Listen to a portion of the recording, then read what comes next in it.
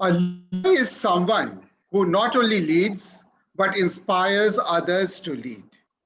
Today, we have one such person with us who knows the way, goes the way, and also shows the way. Mrs. Radhika Sinha. She is the principal of Aditya Birla World Academy in Mumbai. It is under her guidance and leadership that Aditya Birla World Academy is an institution of great repute and is proudly the #1 international day school in Mumbai. She is a teacher at heart.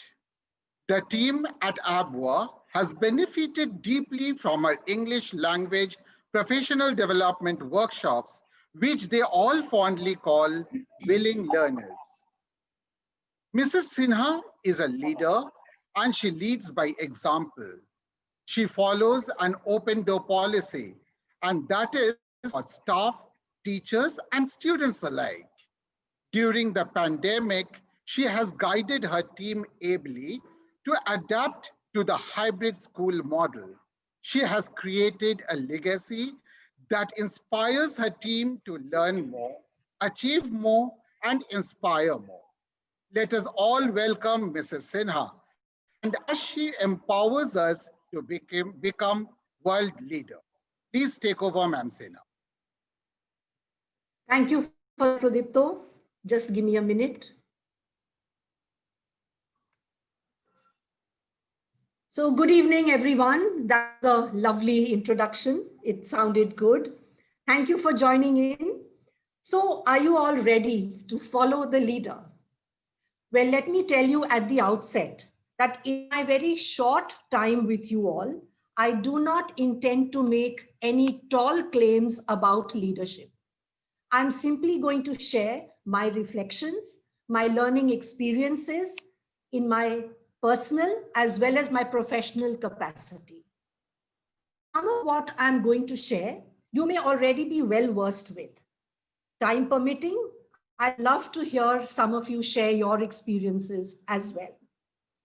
So let's start with the idea that there are inherent leadership qualities in each one of us.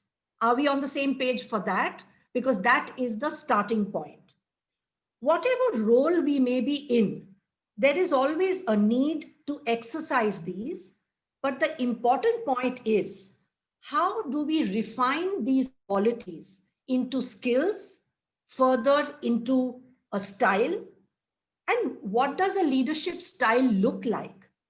Is there a perfect, ideal leadership style? So let's begin by understanding in very simple terms, who is a leader? Absolutely simple and the very, very basis. So a leader is a person who is in charge of taking a team or a group of people towards achievement of a common or a collective goal. How simple can that be? Well, many of us, I think all of us as children have played follow the leader. Have we? Okay, you can just show on your icon, you can just.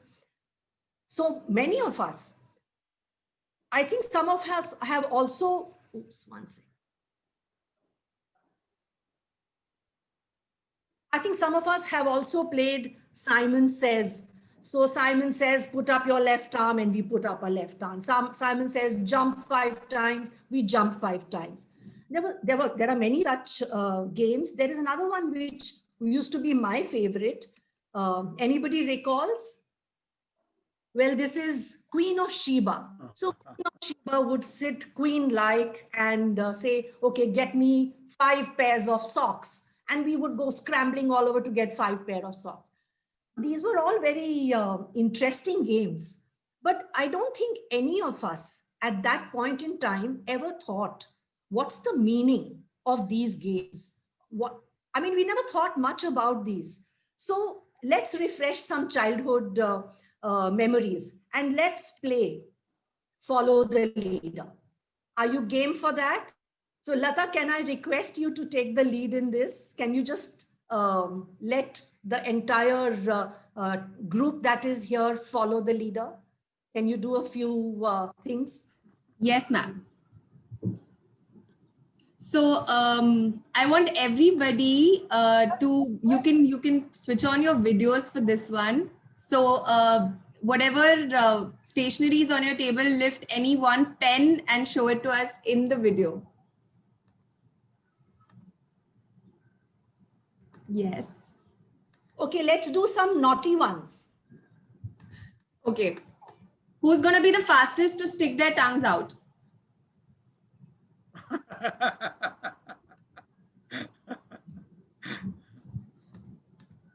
All right. Who's going to be able to make a funny face for us on video right now? And I want to see how creative you can get. Okay, I see some really interesting ones here. All right. So I think everyone's pretty adept at following the leader. Okay. So, so just a very simple question. What are we doing? We are following the leader. And does it make any sense why we are doing this? And lo behold, what if we are following the leader blindly and the leader himself is lost? Can you just imagine a situation like that? So let's think. In today's world of professionalism, what are your thoughts on this game? What purpose does this game serve? Why do we follow blindly? Should we follow blindly? Let's think about these questions, and maybe in the course of this session, we'll find some of these answers. How familiar is this? As a child, definitely familiar for all of us, and most of us deal with children, that the moment you give an instruction, quite the contrary is the way people follow it. So the moment you say don't touch, they are sure to touch. So we don't actually follow instructions. And when we call ourselves leaders, what if there is nobody following us? What if we realize that we are on our own track and the rest of the team is on their own track?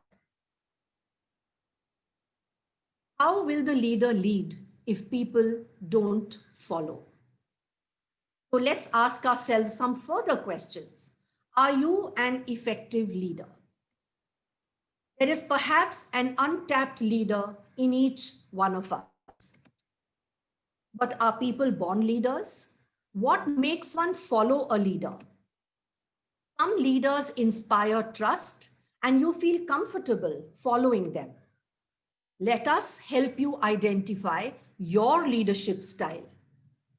Then we need to sharpen the leadership style into skills that we pick up in the simplest of things and use them in whatever role we are. Let us explore simple steps, and I stress on the word simple steps to refine your skills and style and get people to follow the leader in you. So let's come to leadership. So a leader is supposed to do all this and a lot more. A leader is supposed to share vision, lead change, empower people, inspire people. This is quite an ask. And all this sounds very great. But I often ask myself this question, that how do I simplify these expectations which are larger than life? How do I make them realistic and doable in my day-to-day life? How can I engage with these expectations and make them real for the people, the team that I follow? So Daniel Goleman, as most of us know, an internationally acclaimed psychologist, a science journalist, and an author, has identified 6 leadership styles: authoritative, commanding, affiliative, pace-setting, democratic, and coaching. So as I take you through these, you will relate to one or more of these styles, as well as the different pointers in each of these styles.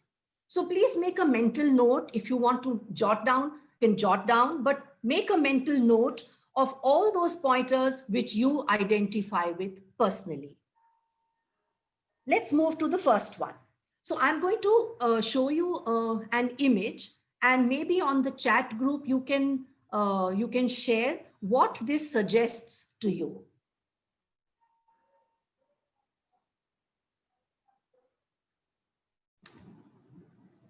Do we have any responses, Lata?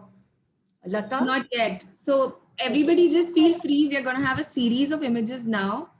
Somebody says guiding light, open to suggestion, Okay, vision, great. We'll take 2 or 3 more. democratic, Okay, approachable, all right. coaching, Okay. open to ideas. Yeah. Let's get the first one. So the authoritative, visionary style, the come with me approach. Clear vision and vibrant enthusiasm are hallmarks of this style. This motivates people by making clear to them how their work fits into the larger vision for the organization. This defines standards and rewards which are made known and clear to all. Performance feedback, positive or negative, the singular criterion is whether or not that performance furthers the vision. This gives people the flexibility to innovate, experiment, and take calculated risks. It makes people feel that what they do matters and why it matters. So that brings about an accountability and a feeling of togetherness. Come with me approach. Of course, there will always be a con to everything. This style may not work when working with a team of experts or peers who are more experienced. So they may see the leader or their boss as pompous or overbearing. They may feel, oh, I know this, I've done this all. What is this? What are these new ideas? What is this come with me approach? So you have all kinds that make a team. So it may be seen as the leader being pompous or overbearing, but I think we can deal with that. Before I move to the next one, I want you to just make a note of the word authoritative versus the word authoritarian. There's a difference in the two, and we'll come to that. But I definitely want you to be very clear that these are two different words, and we need to understand what each of them means. So authoritative, what we've just done, and we'll come to authoritarian. Okay. Any thoughts on what this image tells you?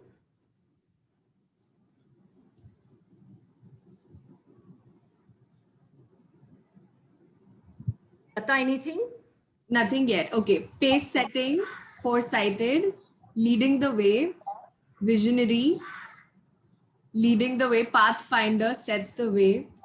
Okay, I'm just going to interrupt and give a little hint. You need to see how these other people in the white boats are standing. That's a little hint. So somebody says blindly following. There is one that says commanding, democratic, authoritarian. Okay. Authoritative also has come in, but Okay. commanding, confident. All right, let's look at the style. So the commanding, authoritarian style, do what I say approach. You would have noted they were all standing at attention.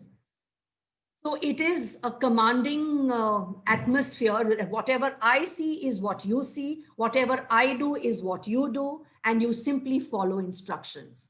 Now, this can be very effective in a turnaround situation, a natural disaster, or when dealing with a problem situation. It should be used with extreme caution and only in those situations where it is absolutely imperative, like a genuine emergency. So the downside, I think you would have seen, are a lot more.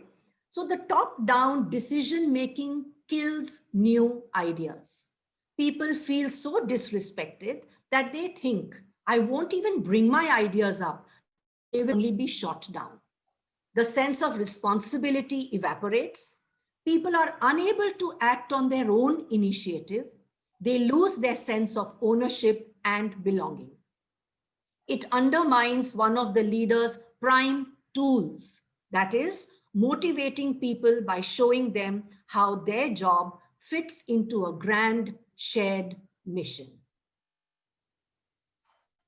I think the word authoritarian needs to be clarified. Authoritarian is the commanding, the do what I say approach, and the authoritative is where you take people with you, where you say, come with me, but you take the lead, but you take people along with you. Let's move to the next one.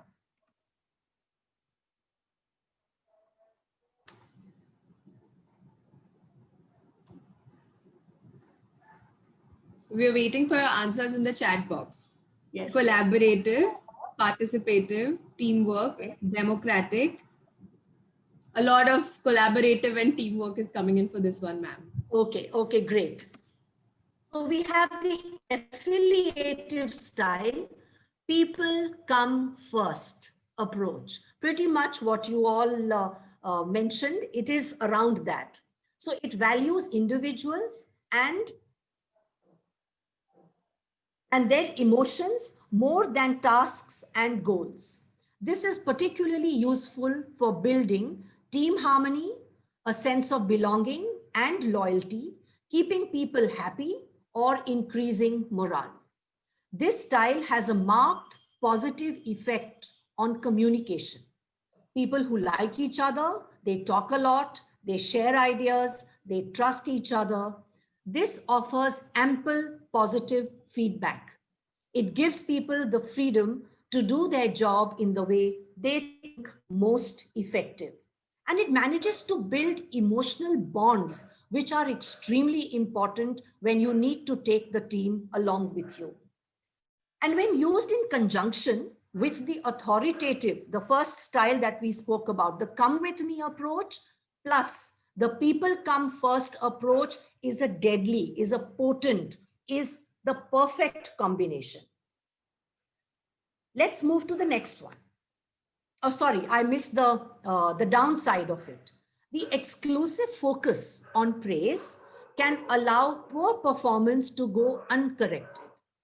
People may perceive that mediocrity is tolerated. When clear directives are needed to navigate through complex challenges, people are left rudderless. So here, it's the first point actually, and the second point where we are talking about mediocrity being tolerated.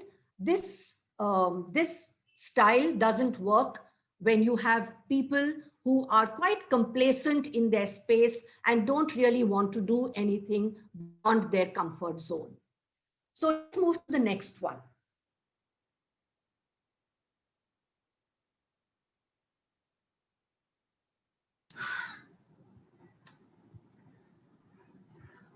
Do put in your comments in the chat box. We're waiting to see what you think about this style. Cooperative, somebody who delegates, sharing, working together, team player, somebody who plans well, flexibility and collaboration. All right, let's look at this. The democratic style, every voice counts.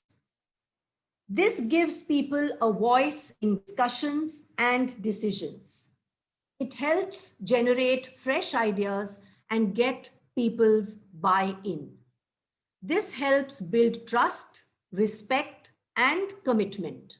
By letting people themselves have a say in decisions that affect their goals and how they do their work, this style drives up flexibility and responsibility. This makes people more realistic about what can and cannot be accomplished. Sometimes the feeling of exasperation when ideas are mulled over, consensus remains elusive, and the only visible result is scheduling more meetings. This style tends to put off crucial decisions, leaving people confused and leaderless. This style, please note, this style must never be used in a crisis. This style is ideal when there is uncertainty about the best direction to take and ideas and guidance from people are needed. Let's move to the next one.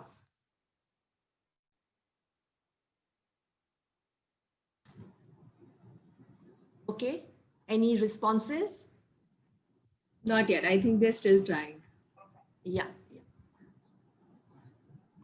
Visionary, aiming high, Okay. leading by example, Okay. pace Okay. setting style, Okay. a growth mindset, Okay. ambitious. All right. So this is our go-getter.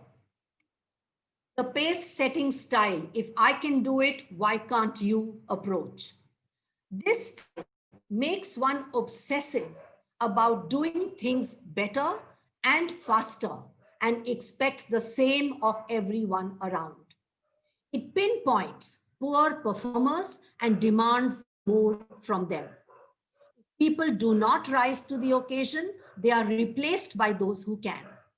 This approach works well when everyone is self-motivated, highly competent, and need little direction or coordination. I think we all know in a real world, it takes all kinds in a team. And it is less likely that everybody will be so self-motivated, so highly competent, and they need little or no direction or coordination. It's a little unrealistic. And actually, the guidelines for working are clear in the leader's head, but he does not state them. He does not explain them. He does not give clarity on them. It's only the expectation that people will know how to and what to do. He even says, or he even thinks that if I have to tell you how to do it, or if I have to tell you what to do, then you're not the right person for this job. So it can get quite demotivating because you do have those people who are hardworking, who are sincere, and then to be just ticked off in that way because you've not come up to the leader's expectations and the leader hasn't clarified what he's expecting. The downside, this style destroys climate because the demands for excellence overwhelm people, making their morale drop. This does not allow for trust, initiative, flexibility, nor responsibility. As for rewards, this gives no feedback on how people are doing. In fact, the leader jumps in to take over when he thinks others are lagging. So this may not be the best style when done singularly, when used singularly. We'll come to that a little later. And we come to the last style by Daniel Goleman. What does this suggest?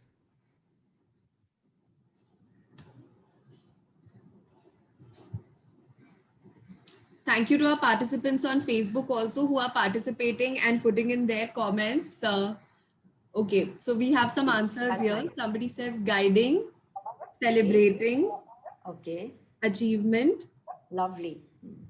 direction, taking everybody together. Wonderful, wonderful. So let's look at this. This is the coaching style, help each one grow approach.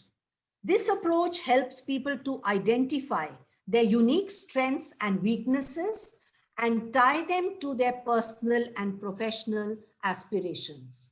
There is a lot of instruction and feedback on how to attain the development goals.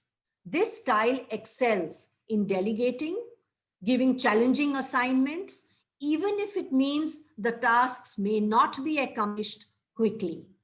It fosters trust, responsibility, and commitment, and builds a positive climate. People rise to the challenge with their heart, mind, and soul. It requires time and the will to help people grow. It focuses primarily on personal development and not on immediate work-related tasks. So this style is not very effective when there is resistance to learning and changing mindsets. So when people are quite comfortable where they are and they are managing to do their work somewhat, they are getting a salary, that's what they are working for, then the coaching style doesn't really have any effect. People are not open to changing or learning how to grow. So that brings us to, I hope each of you have put down little pointers, made a mental note of what all you have been able to identify with. And you might just be wondering, so what is the best, or which is that perfect ideal style? Is it coaching? Is it affiliative? Is it democratic? Is it commanding? Is it pace setting? Is it authoritative? Well, it is all, and it is adaptive. So depending on what the situation is, depending on what the team dynamics are, depending on how you are placed at that point in time, each of these styles can be used. In fact, a merging or taking the best of all these styles is the best way a leader can lead his team.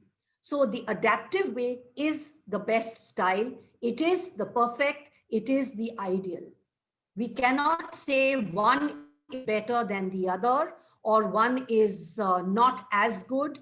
It's the adaptive. We have to be able to adapt as per the situation. That is important. So now let's move to the next segment. That we've done the leadership styles. Now let's look at what are the qualities that look for. You've got a style. Now let's look at the qualities, the skills, and let's see how we can sharpen or refine them. So I think this is something which really resonates with my thought process. We rise by lifting others. And more so, as leaders, we have to get our team to rise, to grow, to move, and to be able to lead. Because you're not going to be there forever. You must build leaders. You must get people to even feel a sense of fulfillment, feel a sense of achievement, that they are also rising in their professional aspirations, in their personal aspirations, which impact their professional abilities. So let's look at true leaders are not born, but made, and usually self-made. Leaders invent themselves. So true leaders, they nudge you out of your comfort zone to bring out the best in you. And if they are able to bring out the best in you, then collectively, they are bringing out the best in the organization. A leader must insist on excellence. We spoke about mediocrity. So mediocrity, it strangles, it stifles, it takes you nowhere. So a leader must insist on excellence, keeping in mind that there is a time, a way, and an attitude or a care that you can give to help the person reach excellence. And of course, going along with the idea of mediocrity, let the leader never settle for second best. There is always I think we need to keep reminding ourselves, the best is yet to come, the best is yet to come. So a leadership style doesn't just happen. It needs to be carefully designed and fine-tuned by you. The choices, after all, are yours. Whether you choose to respond to situations or react, to have a fixed or a growth mindset, to be positive-minded or cynical and critical, to carry baggage and bias or clear the clutter, to be decisive or to procrastinate, to have courage or insecurity and fear. Just remember that every situation provides a new choice, an opportunity to adapt and do things differently, even better than before. Which way will you choose? So let's look at all these choices that I have put down. Let's take them part by part. So you cannot lead where you won't go. This is actually a starting point. So it's all very well to have a vision, which translates into a mission. Every organization has that. You've got the vision, you've got the mission, and you've set a direction. And then you tell the team, now go for it. While you sit back and watch who is going, who is not going, who is studying, who is acing it. Well, that won't work. That won't work at all. We have to be willing to walk the way with the team. You have to be confident. You have to be passionate about the vision you're talking about the mission you are translating it into, and about the direction. You have to be, as in fact, the best focus needs to be with you. And how can that happen? Leaders must be perpetual learners to bring about a change in others. So we all know who is a learner. A learner is one who adapts, evolves, grows, reflects, changes. These are all the qualities of a learner.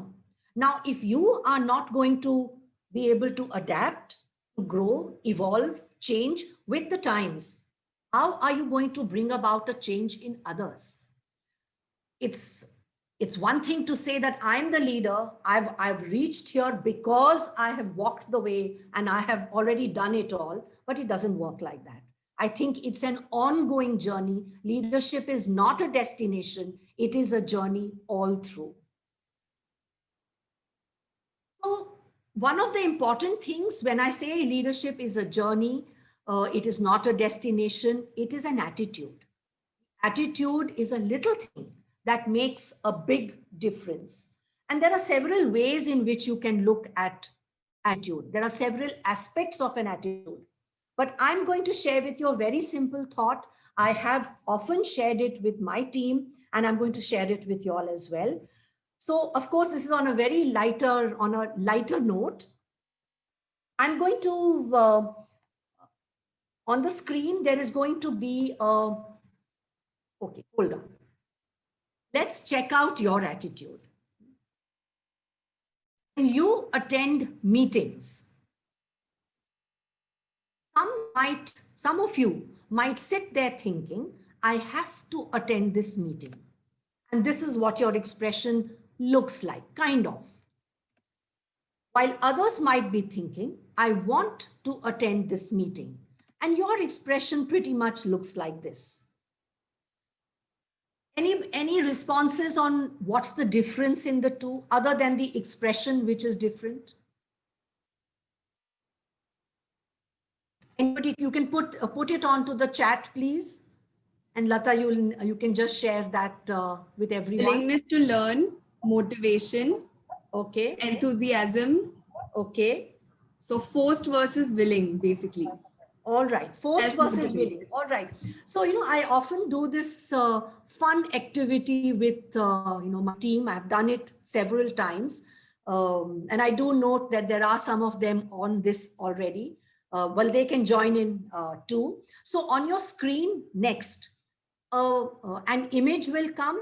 Underneath that, an incomplete sentence will come. You need to complete that sentence, and I'll need you to write that on the chat. I'll need you to write that, the whole sentence. So can we try that? I call it the smiley exercise.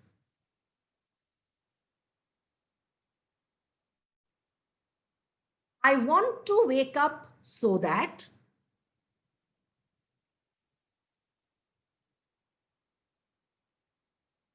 I have to wake up because. Can we quickly do that? We'll just take 2 or 3 examples. We won't spend too much time. I want to get the idea across. So for I want to wake up, Amy says that I want to wake up so that my day has a purpose. Okay. Nita says, I want to wake up so that I can accomplish something. Sheetal says, I want to wake up so Okay. that I can live another beautiful day. Okay, great. And what about the next one? I have to wake up because. I think I have to wake up because I have to go for a walk. Okay. I think nobody else has put in for I have to wake up. I have to wake up because there's so much to do. Okay. I have to wake up because there's just no other choice. Okay, fine. Let's pause for a moment. Let's look at other images. I have to cook because I want to cook. I have to cook because I have a hungry husband. Okay. I have to cook because there won't be food on the table. I have Okay. to cook because I don't have a cook. I have to cook because I like to cook. Okay. Okay. Can we get some responses for I want to cook? So Chaya says, I want to cook because my family loves my cooking. Okay, great. Gaurav says, I want to cook because I don't have the choice. Okay. I want to cook because I like to try new dishes. All right. I want to cook because it's therapeutic. All right. Let's look at the next one. I want to do the grocery shopping so that. And I have to do the grocery shopping because.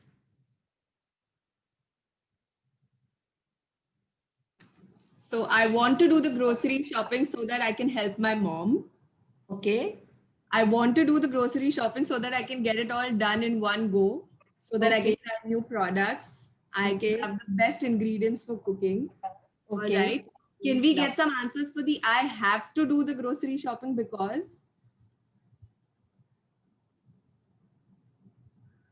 I have to do the grocery shopping because I know what I need. Okay. Because nobody else will do it. Okay.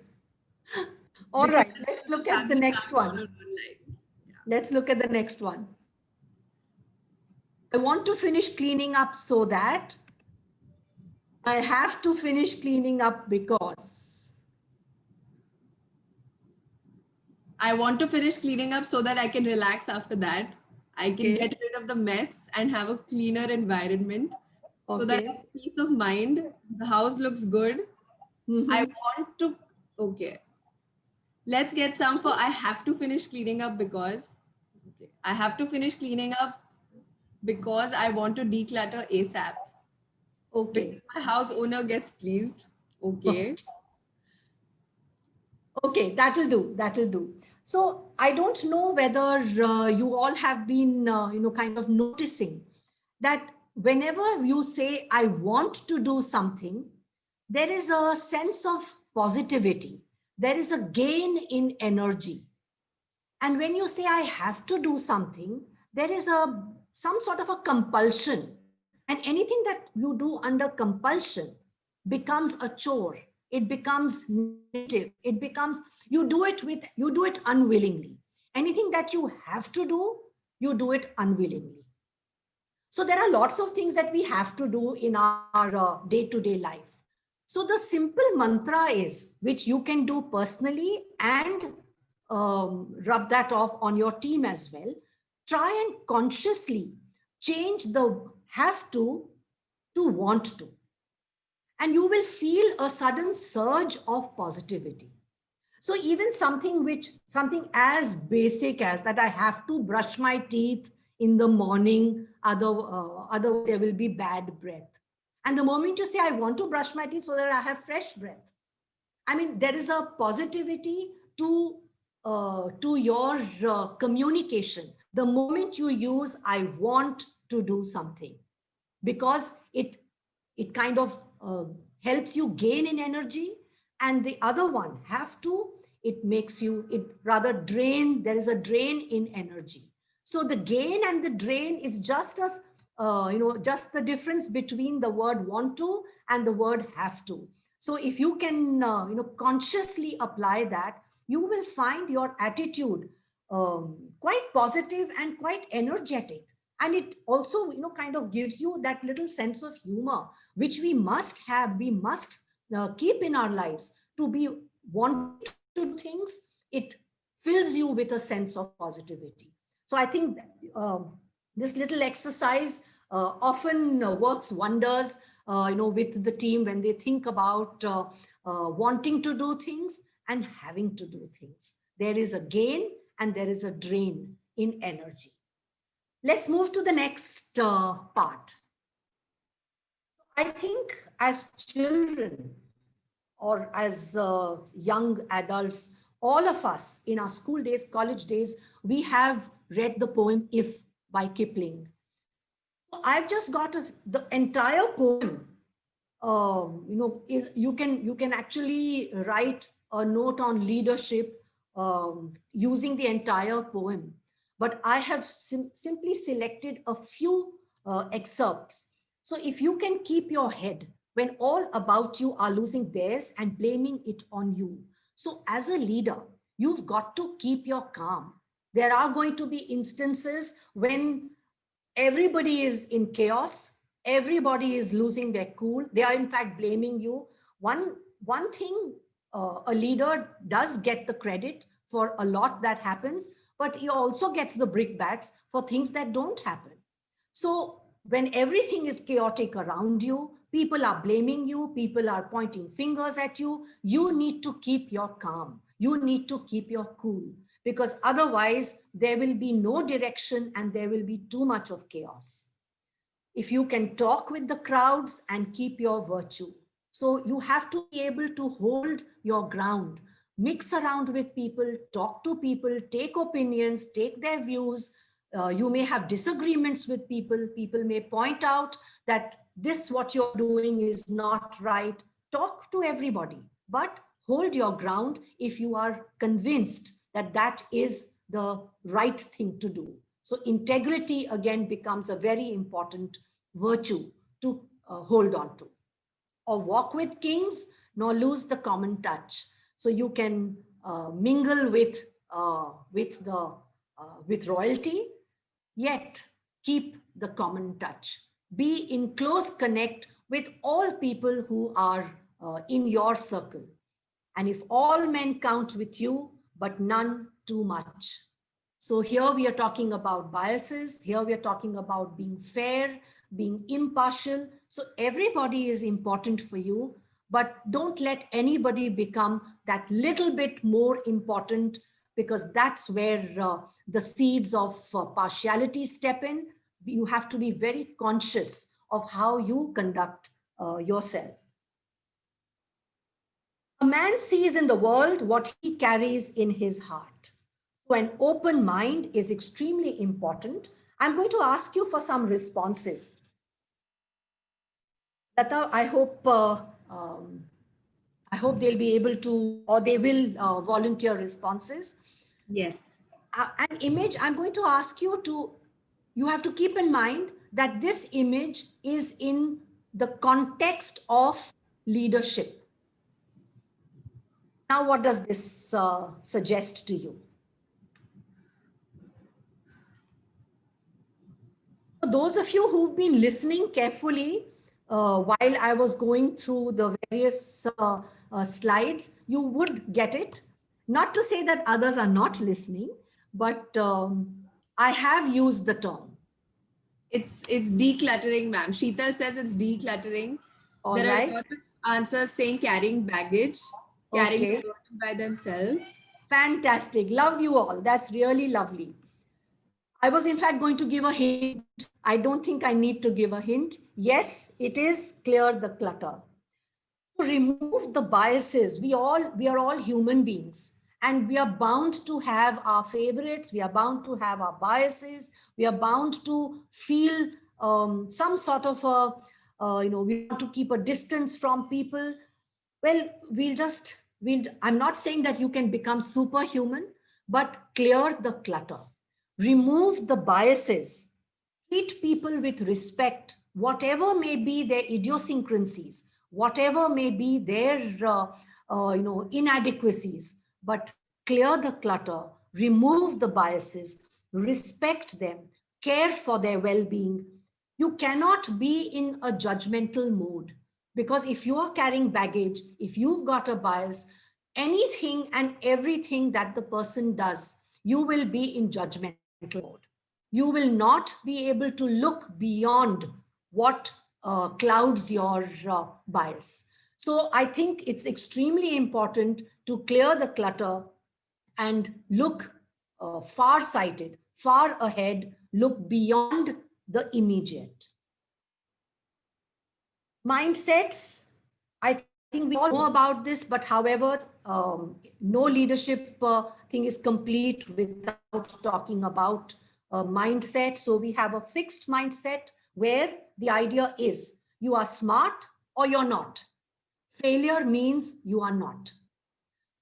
Effort is only for people with deficiencies. They look for excuses to cover up their inadequacies.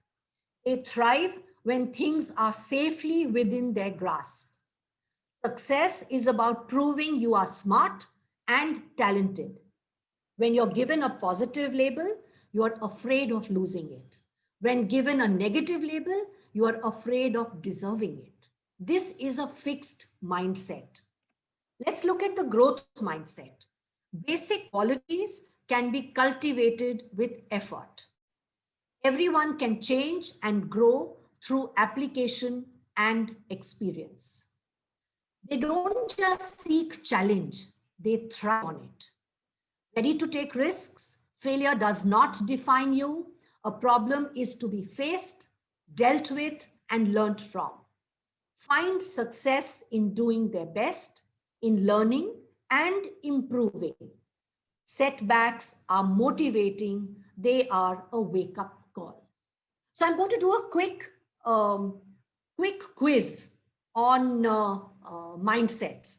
So on the screen, again, a statement will come and you have to tag the statement with a growth or a fixed mindset. What does that tag suggest to you? What does that statement suggest to you? Is the person in a growth mindset or a fixed mindset? So let's go for it. I have not been able to solve this yet. You can put it on the chat box quickly.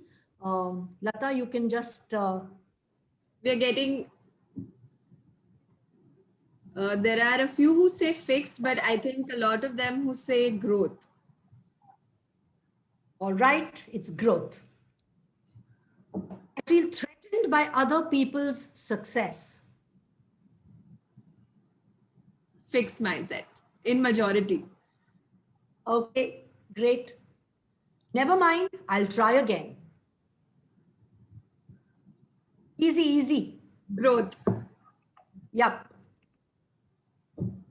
I give up quite easily, quite quickly. Fixed mindset in majority. Okay. I don't like to ask questions in case I sound stupid. Fixed mindset. All right. I ignore constructive criticism. Fixed.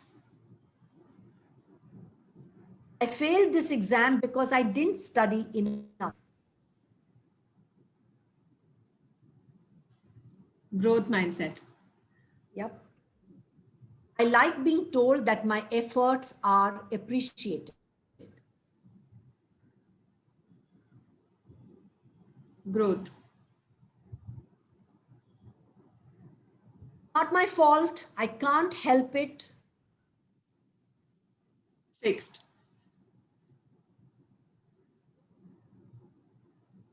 I can't read this.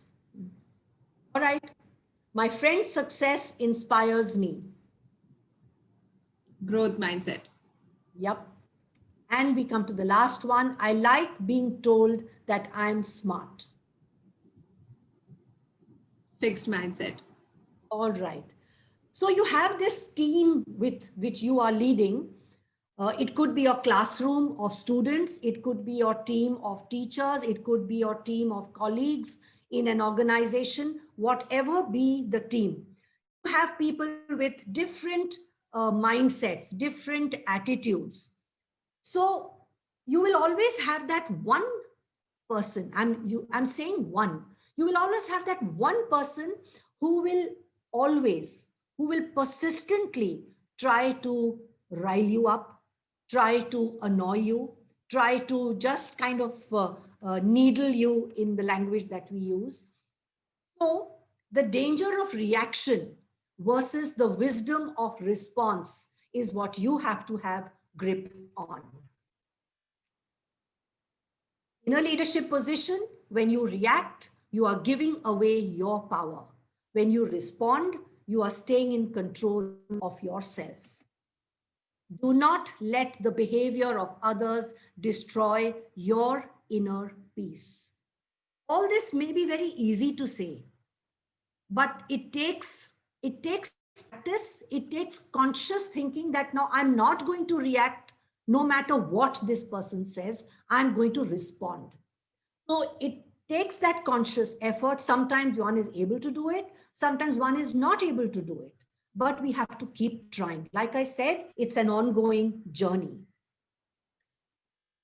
Moving on to one of the last things that we are coming to, the power of purpose. Often we ask ourselves, so what's the purpose of my life? Why am I on this earth?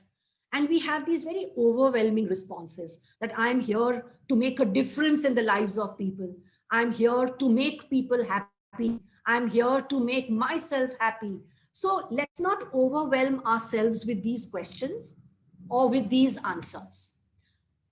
A simple thing to do every day, and this is tried and tested. I personally use this. Let's break up all our entire, the larger power that the larger purpose that we have. Let's break it up into smaller modules, and let's say every day take one day at a time. So in the morning, if I say that today my purpose is I am going to do A, B, C, and D, and very simple things that need to be done. So when you are at the end of the day, if you've been able to consciously accomplish them, that means one module of that larger picture you have accomplished. So you are moving in the direction of the larger accomplishment, but step by step, bit by bit. So the power of purpose it's huge, but don't make that purpose the larger one which overwhelms you. Make it smaller. Focus on the smaller. They make the larger. This is something which I have tried, tested, and it works. At the end of the day, generally when I'm on my way back home, I think that, okay, I had set out to do these 4 things and have managed to do them. It gives a sense of fulfillment. That evening, I don't need to sit and do anything because I have completed what I need to do for the day. Keep it simple, keep it small, but focus on that and complete it. So I think that works very well for me. I cannot do great things. I can do small things in a great way. I sure can hold the sun in the palm of my hand. And coming to the last, the art of communication is the language of leadership. Communication is not only about speaking, it's about listening as well. And in fact, a great deal of active listening skills is what the leader needs to exercise. And clear, articulate, transparent, forthright communication is what is important. Because, your language is a good indicator of what your mental makeup is. So, if you are kind of harsh and if you are, kind of clouded in your communication, obviously the reflection is of what's going on in your mind comes across pretty clear. So I'm going to ask Lata to just read this new trends in NVC. NVC is non-violent communication. There isn't time to go into details about this, but Lata, can you just read this? Yes, ma'am. Now practice by asking your partner, how do you feel when you think about what you did as a response to when I told you how I felt when I thought about what I did? What a powerful question. the world would be so harmonious if all of us asked this question. So all I can say in this is keep your communication simple. Please do not put too much of jargon into it because it's going to sound good. You're going to look good. Everybody's going to say, wow, she's, or he is speak such fantastic things. Actually, it doesn't get across to people. It sometimes goes way above the head. So I think if you keep it simple, if you keep your communication simple, it would be far more appreciated than anything else.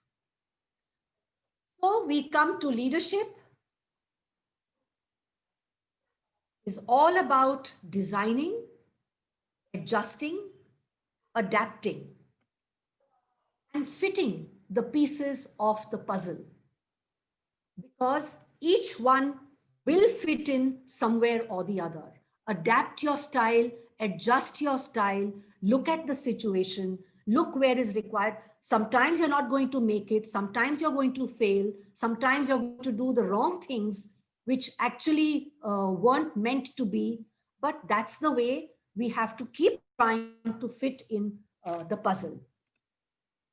Always remember, your leadership style is designed by the choices you make.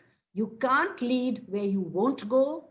To be a learner, to bring a change in others, to have a fixed or growth mindset, to respond to situations or react, to keep the communication simple or clouded, to focus on the smaller rather than larger, to want to or have to do things, to carry baggage and bias or clear the clutter. Every situation provides a new opportunity to adapt and do things differently, better than before. And all of us can be boss babies. So let's follow the leader in you. That's from my side. If there are any questions, anything, I don't know how we are with time. Lata, please. We can take a few questions. If anybody has a question, please feel free to ask your question in the chat box. Or if you would like to unmute, then please raise your hand and we will unmute you and you can ask your question directly. We have time for a couple of questions, so please feel free to go ahead and ask. So I'll just stop the share, Lata. Yes, ma'am. In the meanwhile, if you do not have any questions, we have posted the feedback form in the chat box. Please fill out your feedback. It helps plan our sessions better.